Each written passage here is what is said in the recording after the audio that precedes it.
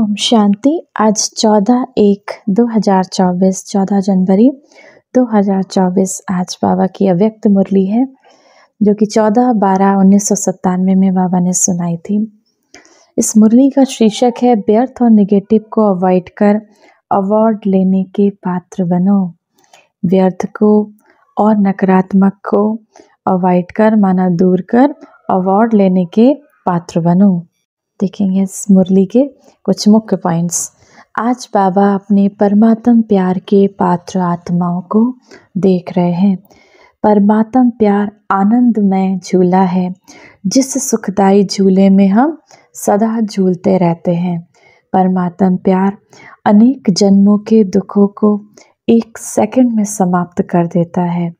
परमात्म प्यार सर्वशक्ति संपन्न है, जो निर्बल आत्माओं को भी शक्तिशाली बना देता है। ऐसे श्रेष्ठ परमात्म प्यार के आप कितनी थोड़ी सी आत्माएं पात्र हो। ऐसे श्रेष्ठ परमात्म प्यार के बाबा के परमात्मा शिव बाबा के प्यार के कितनी थोड़ी सी आत्माएं पात्र हो। कोटों में से कोई बाबा को पहचानती हो और आप सब उस प्यार के पात्र हो। तो कितना नशा हम बाबा के बच्चों को होना चाहिए। ऐसी श्रेष्ठ पात्र आत्माओं को देखकर बाबा बहुत खुश होता है। जैसे बाबा खुश होते हैं वैसे बच्चे भी खुश होते हैं, लेकिन नंबरवार। बाबा तो यही हर बच्चे को दिल से वरदान देते हैं कि मीठे बच्चे सदा परमात्म प्यार के झूले में झूलने वाली अविनाशी रतन भव। क्या आशीर्वाद बाबा हम बच्चों को देते हैं। सदा परमात्म प्यार के झूले में झूलने वाले अविनाशी रतन भव। इस प्यार के झूले से मन रूपी पांव नीचे नहीं करो, क्योंकि सारे विश्व की आत्माओं से परम आत्मा के लाडले हो और प्यारे हो। तो बाबा यही बच्चों को दुआएं देते हैं, इसी परमात्म प्यार में लवलीन रहो।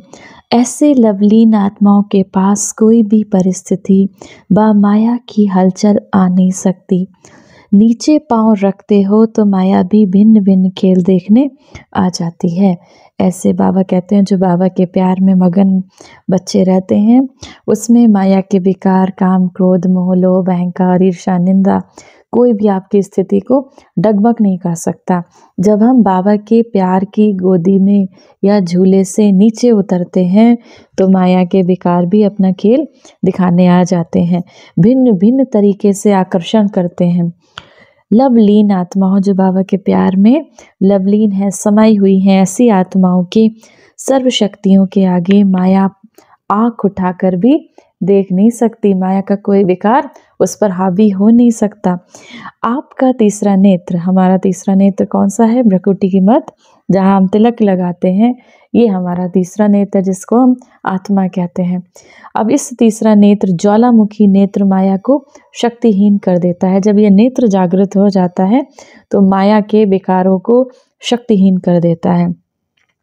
तो आप सब जो विशेष आत्माएं हो, सभी ब्राह्मणों को बाबा द्वारा जन्मते ही तीसरा नेत्र मिला। सबसे पहला पाठ बाबा ने पक्का कराया। भ्रकुटी के मध्य मस्तक पे जहाँ हम तिलक लगाते हैं, इस स्थान पर स्थित रहने वाली तुम एक आत्मा हो। तो इसका अभ्यास बार बार करना है और अपनी आत्मा को जागृत करना है। तो बाबा ने कहा सबसे पहले ब्राह्मणों को बाबा ने जन्मते ही, जैसे ही बाबा के बने, पहला पाठ कौन सा पढ़ाया? आप ये शरीर नहीं हो, आप कौन हो? आप आत्मा हो। लेकिन बाबा देखते हैं कभी कभी बच्चों का तीसरा नेत्र बहुत मेहनत का पुरुषार्थ करते करते थक जाता है और थकने के कारण बंद हो जाता है। माया को भी देखने की आँख बहुत दूरदर्शी वाली है, दूर से देख लेती है। अब माया भी देखती, विकार मन, माया मन विकार। अब हमें विकार माया के बाबा कहते हैं माया देखती है, विकार देखते हैं, दूर से देख लेते हैं कि इनका तीसरा नेत्र बंद हो चुका है। ये अपने को आत्मा समझते नहीं, इनका तीसरा नेत्र बंद हो चुका है। अब माया भी समझ गई कि हमारा राज्य गया कि गया। इसीलिए माया से घबराओ नहीं। बाबा कहते हैं माया भी दूर से देख लेती है कि हमारा राज्य गया कि गया, अब घबराओ नहीं। खुशी खुशी से सर्व शक्तियों के आधार से उसको विदाई दो। जब हम अपनी आत्मिक स्थिति में स्थित होते हैं तो परम पिता परमात्मा शिव बाबा से हमें निरंतर शक्तियाँ मिलती हैं। तो उसमें माया भी देखती है कि हमारा राज्य अब गया, अब इस बाबा के बच्चे पर हम राज कर नहीं सकते। तो बाबा कहते हैं सर्व शक्तियों के आधार से उसको विदाई दो, आने का चांस नहीं दो, विदाई दो। वह भी ब्राह्मण आत्माओं से, श्रेष्ठ आत्माओं से बार करते करते थक गई है।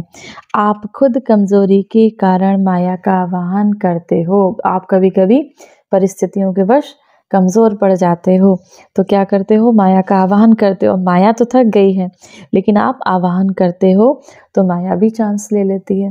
जब आप विकारों का आवाहन करते हो, आप कहते हो अरे क्रोध करना तो सामान्य है, थोड़ा तो क्रोध करना ही चाहिए, तो माया को चांस मिल गया, विकारों को चांस मिल गया आपके साथ आने का। अभी शक्तिहीन हो गई है। आप सबका अनुभव क्या कहता है, अभी माया में पहले जैसी शक्ति है या उसमें शक्ति है या आप शक्तिशाली हो? अब अपने से पूछो कि विकारों में शक्ति है जो कि हमारे संस्कार है ही नहीं। हमारे संस्कार कौन से हैं? सुख, शांति, प्रेम, आनंद, पवित्रता, ज्ञान, ये हमारे संस्कार हैं। शक्तियाँ ये हमारे संस्कार हैं। अब बाबा कहते हैं अब आप ये देखो कि माया में पहले जैसी शक्ति है या आप शक्तिशाली हो। वह ट्रायल तो करेगी, अब माया के विकार तो आपकी तरफ अट्रैक्ट करेंगे क्योंकि आप ही आवाहन करते हो, तो वह चांस क्यों ना ले। कमज़ोर बनते क्यों हो? अब बाबा का क्वेश्चन है कि आप कौन हो? मास्टर सर्वशक्तिमान हो। आप बाबा सर्वशक्तिमान परमात्मा शिव बाबा के बच्चे, आप कौन हो? मास्टर सर्वशक्तिमान हो या नहीं? बाबा बच्चों से पूछ रहे हैं मास्टर सर्वशक्तिमान हो या नहीं हो? सभी मास्टर सर्वशक्तिमान हो, कभी कभी सर्वशक्तिमान या सदा सर्वशक्तिमान हो? क्या हो? सदा शक्तिशाली हो तो माया को कह दो कि अभी जाओ। विकारों से कह दो कि कोई भी विकार हम पे हावी हो नहीं सकता। मैं प्रेम स्वरूप आत्मा हूँ, मैं शांत स्वरूप आत्मा हूँ, मैं परम पवित्र आत्मा हूँ, मैं सुख स्वरूप आत्मा हूँ, मैं सभी को सुख देने वाली आत्मा हूँ, मैं किसी से भी नफरत ना करने वाली आत्मा हूँ। तो बाबा कहते हैं माया को कह दो कि अभी जाओ, आप उसे नहीं बुलाना। बाबा माया को कहते हैं अभी समाप्त करो। तो माया बाबा को कहती है कि मुझे आवाहन करते हैं। अब बाबा माया से कहते हैं कि अब समाप्त करो। अब बाबा कहते हैं इन विकारों से कहते हैं अब समाप्त करो। तो माया बाबा से क्या कहती है, माना विकार बाबा से क्या कहते हैं, आपके ही बच्चे तो मुझे बुलाते हैं। तो बाबा क्या करे, अगर किसी भी प्रकार की कमज़ोरी आपके चाहे मन में, चाहे बाड़ी में, चाहे संबंध संपर्क में आती है तो समझो आपने माया का आवाहन किया। किसी भी प्रकार की कमज़ोरी आपके मन में, वचन में, चाहे संबंध संपर्क में आती है तो माना आपने माया का आवाहन किया। उसको भी आवाहन का वाइब्रेशन बहुत जल्दी पहुंचता है। तो अब क्या करना है हम बच्चों को, इस वर्ष माया को विदाई देनी है, उत्सव मनाना है, खुशी में रहना है। इस वर्ष क्या करना है, बाबा ने कहा आप सबको माया को विदाई दे देना है। आप बाबा के बच्चे मास्टर सर्वशक्तिमान हो। आप ब्राह्मण जन्म का उत्सव मनाने वाली आत्माएं, अर्थात सदा खुशी में रहना और औरों को भी खुशी में लाना। आपका क्या कार्य है, ब्राह्मण आत्माओं का क्या कार्य है? सदा खुश रहना और दूसरों को भी खुशी देना। यही ब्राह्मण आत्माओं का व्यापार है, ऑक्यूपेशन है। वह ब्राह्मण तो मुख से कथा करते हैं। दुनिया में जो ब्राह्मण होते हैं वो क्या करते हैं, कथा आदि सुनाते हैं। आप ब्राह्मण मुख से भी बोलते हो तो उत्साह दिलाने के लिए भी बोलते हो। अब कैसी भी आत्मा हो, चाहे वो आपकी विरोधी आत्मा हो, चाहे वो आपकी विरोधी आत्मा हो, आपका विरोध करने वाली हो, आपसे ईर्ष्या करने वाली हो, क्योंकि हिसाब किताब तो यहाँ ही चुकतू होना है। अब आपके सामने विरोधी आत्माएं भी आएंगी क्योंकि हिसाब किताब तो हमें सारा यहीं चुकतू करना है। लेकिन कैसी भी आत्मा हो, ब्राह्मणों का काम है उत्साह भरी कहानी सुनाना, उत्साह की बातें सुनाना। वह रोता है, आप उन्हें उत्साह में नचा दो। अब मानो कोई आत्मा आपके सामने आती है, कोई ऐसा आता है तो बाबा कहते हैं भाई भले ही रोता हुआ है लेकिन आप उसे खुशी में बाबा के इस ज्ञान से रंग दो, उसे खुशी में नचा दो, माना ज्ञान से रंग दो, खुशी दिला दो। बहुत सी ऐसी बातें आएंगी जो आपकी खुशी मिटाने वाली होंगी, आपके अंदर से उमंग उत्साह मिटाने वाली होंगी। लेकिन बाबा इस वर्ष यही सब बच्चों से शुभ आशा रखते हैं। बीती सो बीती, जो बीत गया सो बीत गया। आज तक जो भी कैसी भी आत्माएं संबंध संपर्क में रही हैं, जैसी भी हों, चाहे वो नेगेटिव हो, चाहे वो नकारात्मक सोचने वाले भले ही क्यों ना हो, सामना करने वाली भी हैं, ब्राह्मण जीवन को हिलाने वाली भी हैं, लेकिन इस वर्ष बाबा हम बच्चों को होमवर्क दे रहे हैं। बाबा क्या कह रहे हैं हम सब बच्चों से, हमें इसी वर्ष में पहुंच जाना है और हम इस वर्ष इस मुरली को सुनना है। तो माना बाबा ने हमें इस वर्ष का क्या होमवर्क दिया। अभी जनवरी का समय चल भी रहा है, अव्यक्त मास चल रहा है, तो इस वर्ष हमें क्या होमवर्क दे रहे हैं।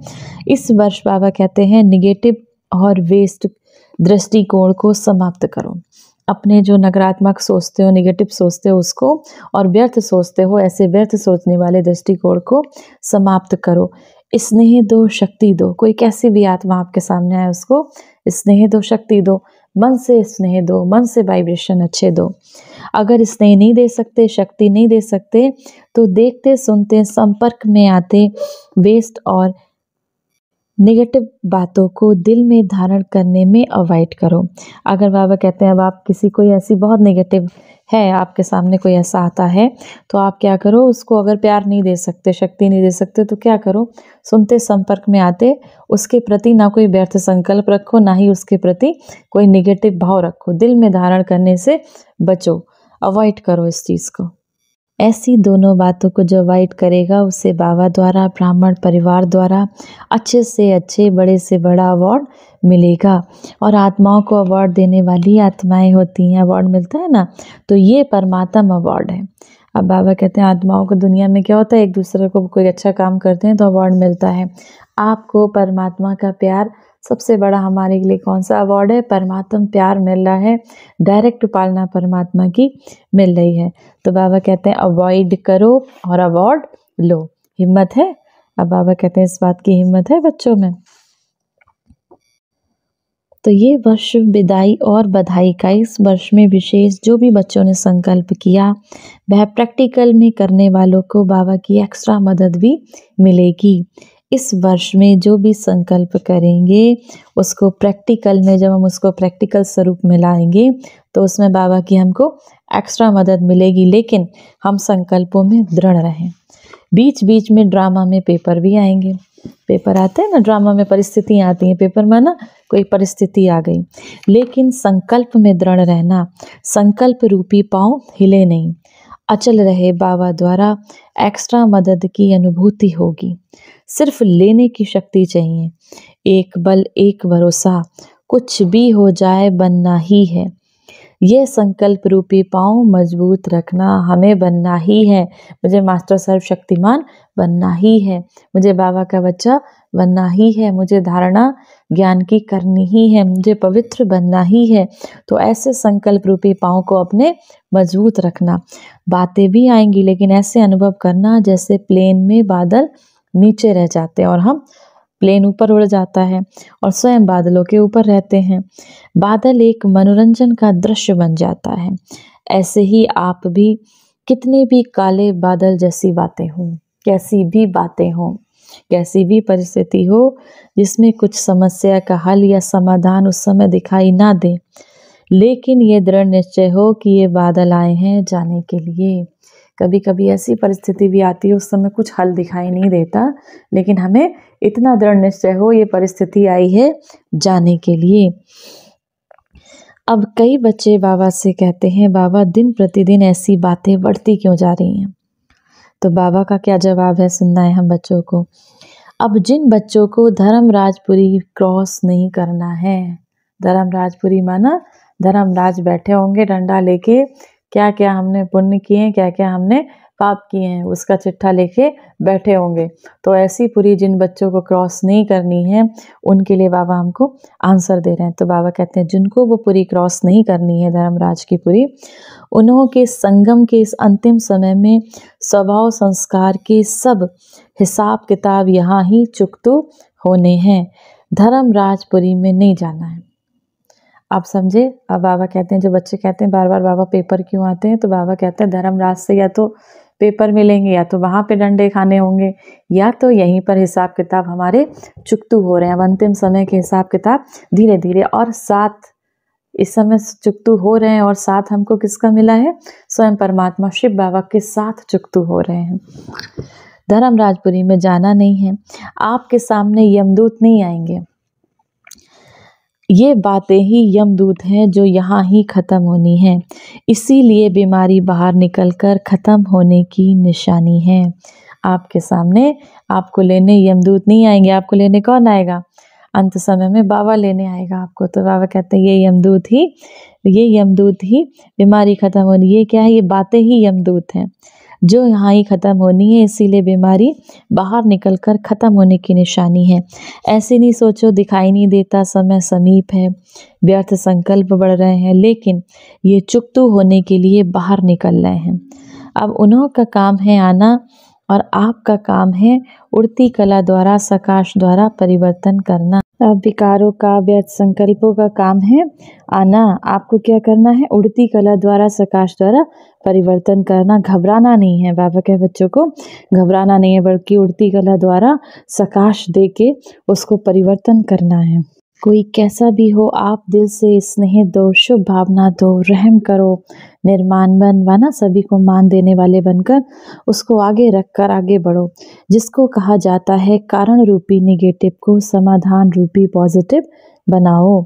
अब ये कारण व समस्या को पॉजिटिव समाधान बनाओ। कारण बच्चे करते हैं ना, तो बाबा ने कहा कारण रूपी समस्या को पॉजिटिव समाधान बनाओ। अब कई बच्चे कहते हैं बाबा हम प्रकृति जीत बनेंगे। प्रकृति जीत माना जैसे गर्मी सर्दी इन सब पे हम विजय प्राप्त करेंगे। बाबा कभी भी कोई भी कैसी भी समस्या आएगी हम सेवा करना नहीं भूलेंगे इस ज्ञान यज्ञ में।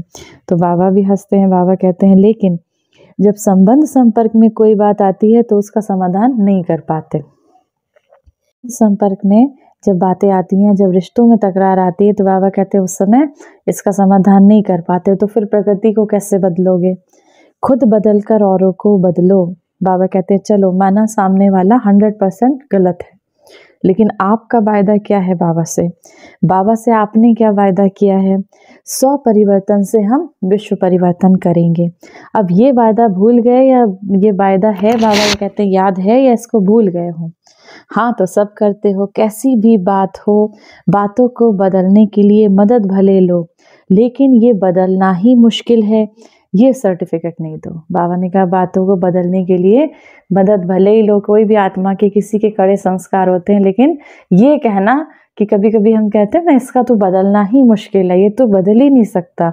बाबा कहते हैं ऐसा सर्टिफिकेट नहीं दो। किसी ने आपको ऐसी अथॉरिटी नहीं दी सर्टिफिकेट देने की। तो ये सोचना कि ये होना ही नहीं है, ये तो ठीक होगा ही नहीं।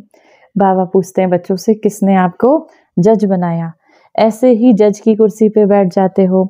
अब या तो वकील बन जाते हो, बहुत कायदे कानून बताते हो, बहस करते हो, ऐसा नहीं हो।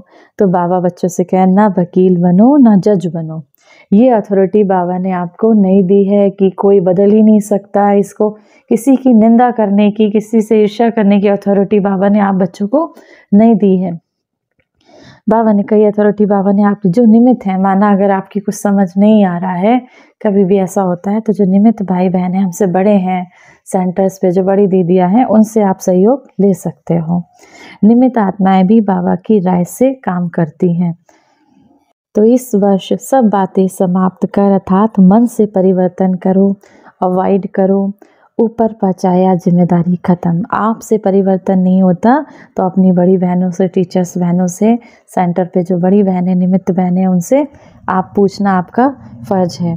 तो सदा उत्साह में रहो, उत्साह बढ़ाओ, ये स्मृति से बाबा इमर्ज कर रहे हैं। जब स्वयं खुशी में रहोगे तो सभी का हाथ में हाथ अर्थात मन के स्नेह का हाथ में हाथ ले सकेंगे, खुश रह सकेंगे। स्थूल हाथ नहीं, मन से स्नेह के सहयोग का हाथ, इसको ही हाथ से हाथ मिलाना कहा जाता है। अब स्नेह प्यार क्या नहीं कर सकता, और ये परमात्म प्यार है, वह क्या नहीं कर सकता। असंभव ब्राह्मण डिक्शनरी में शब्द है ही नहीं। असंभव का शब्द बाबा कहते हैं ब्राह्मणों की डिक्शनरी में है ही नहीं। उत्साह वाले कभी भी किसी बात में निराश, दिल शिकस्त नहीं हो सकते। अच्छा, चारों ओर के परमात्म प्यार के सुख में आनंद में झूले में झूलने वाली लकी और लवली आत्माओं को सदा दृढ़ संकल्प द्वारा समाधान स्वरूप श्रेष्ठ आत्माओं को सदा परमात्म अवार्ड लेने के पात्र हीरो पाठधारी आत्माओं को सदा बाबा की पालना के रिटर्न देने वाली बाबा के दिल तख्त नशीन आत्माओं को बाप दादा का पदम गुना अरब से भी खरब से भी ज़्यादा याद प्यार और नमस्ते। अरब से भी खरब से भी ज़्यादा याद प्यार और नमस्ते। कितना सुंदर वर्ड बाबा ने यहाँ पर यूज़ किया। वरदान है आज की मुरली से, प्योरिटी की रॉयल्टी द्वारा श्रेष्ठ जीवन की झलक दिखलाने वाले विशेषता संपन्न भव। ब्राह्मण जीवन की विशेषता है पवित्रता की रॉयल्टी। जैसे रॉयल फैमिली वालों के चेहरे और चलन से मालूम पड़ता है यह कोई रॉयल कुल का है, ऐसे ब्राह्मण जीवन की परख प्योरिटी की झलक से होती है। प्योरिटी की झलक चलन और चेहरे से तब दिखाई देगी जब संकल्प में भी अपवित्रता का नाम निशान नहीं होगा। पवित्रता सिर्फ ब्रह्मचर्य का व्रत नहीं, लेकिन किसी भी विकार अर्थात अशुद्धि का प्रभाव ना हो, तब कहेंगे विशेषता संपन्न ब्राह्मण आत्मा। स्लोगन है, जो स्व का दर्शन करते हैं, जो अपना दर्शन करते हैं, जो स्व का चिंतन करते हैं, वह सदा खुश रहते हैं और सर्व प्राप्तियों के अधिकारी रहते हैं, क्योंकि वह स्वयं की प्रगति पर कार्य करते हैं। अव्यक्त साइलेंस द्वारा डबल लाइट फरिश्ता स्थिति का अनुभव करना है। अव्यक्त मास में बार बार फरिश्ता ड्रेस धारण कर फरिश्ता स्वरूप में स्वयं को स्थिर करना है। अच्छा, इस साल बाबा ने हमें होमवर्क दिया है, व्यर्थ को नेगेटिव को समाप्त करना है। ओम शांति।